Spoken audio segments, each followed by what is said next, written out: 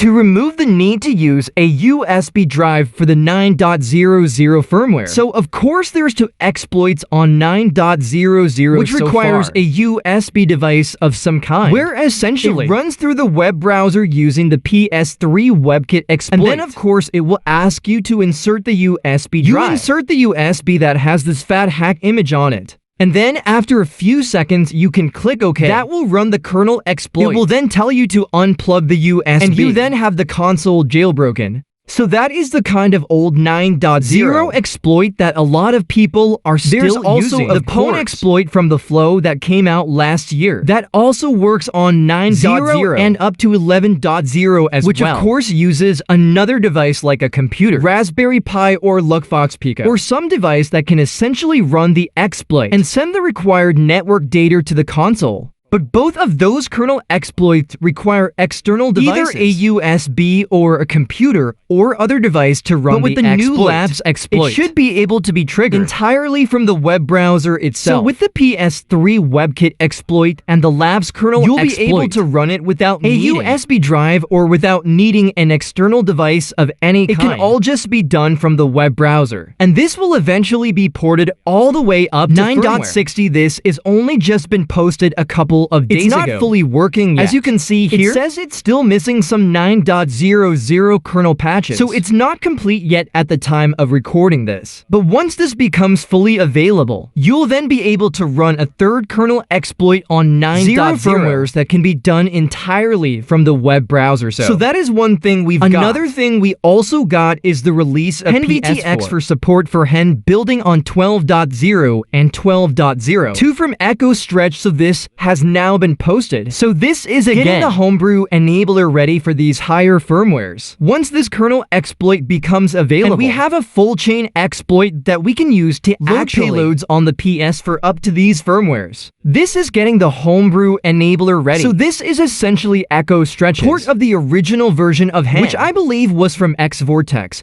which has then been, kind of shelved for a long time because we've all been using which has all of these additional features added to it. But it takes Sister a while to update Gold Hen to support all of the new firmware versions that become jailbreakable. So in the meantime, you can run HenVTX, which is this more simplified version of Hen, which will give you the basic functionality of being able to do things like your fake packages and run fake packages on the PS4. But it doesn't have a lot of the extra features that you get with Gold Hen, but it can get you up and running in the meantime, and it can be ported quite quickly to these higher firmwares, which is what's happening here. It's getting ported now for 12.0 and 12.02. We'll only be able to use the web browser to trigger the jailbreak up to firmware 9.60, so for any higher firmware than 9.60, we'll need to use the Lua exploit. Now the Lua exploit itself requires a bunch of different games that trigger the Lua exploit through the save file for the game. So you've got a bunch of games here that are currently supported. And unfortunately, the only games that are really available are these kind of Japanese, obscure sort of Japanese weeb games essentially, that are normally only sold in the Japanese market. So it can be quite difficult to get these. There are some places that you can get where they're shipped internationally. And you should also, check eBay because sometimes there are, sellers on eBay who will ship internationally from Japan. And you might be able to find some that are selling the games as locally, so definitely worth a try there. The other common place, of course, are sites like PlayAsia or CD Japan, which will sell them from Japan and send them internationally.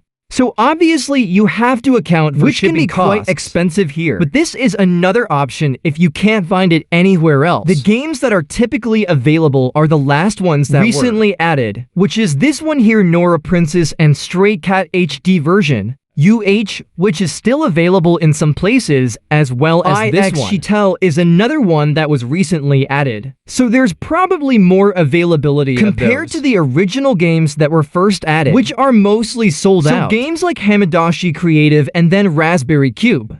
And then there's also this game here as well, along with this one, and then also this one here as well.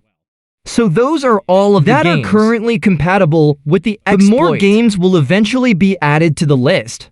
So you could also just wait for a new game to get added, and then try and buy it immediately as soon as it's available. The GitHub for any updates, and whenever a new game gets added, you'll be able to go out and buy one of those games at a more reasonable price. And there is also work ongoing to try and find a suitable game that will work with the exploit. That is also available in most markets, rather than only the Japanese market. So it will be much easier to try and get a hold of one of those games. So you could wait for one of those games to be supported with the exploit. But until then, if you want to get ready for when the PS4 and PS5 exploit is available, then you should definitely consider trying to get your hands on one of those titles as soon as possible. So anyway, moving on to another quick topic, we can see from Zico, he says that Flat seems to be doing a HenV2 for PS5 and PS4. Big packages, stay tuned. We get some more information here from Echo Stretch, showing a screenshot from the R&D Discord where Flat says, it's just theoretical at the moment. I have reversed a lot of code at the weekend. Now need to try and find some spare time. Hope it will work on any firmware, which is pretty interesting. He also says it should also speed up packages to their native performance. I believe so. This would be hugely significant. Obviously faster. PS for fake packages is nice to have them run at their native performance. But PS5 fake packages is what everybody is waiting for, because a lot of PS5 games that we can run in the current method by just having the dumped game files in a folder and running them that way through items flow. A lot of games just do not run with that particular method. A lot of them just have a black screen or the error when you try and launch them. Even when you're running from like external storage. A lot of games just do not work. So if we had a fake package implementation, it should theoretically fix all of those games that are not working. All the games and apps that we can dump up to 7.61 should be runnable, and also it might help in terms of backporting those higher games or getting those games on higher firmware running on the older firmwares as well, so that you wouldn't have as much of a disparity between,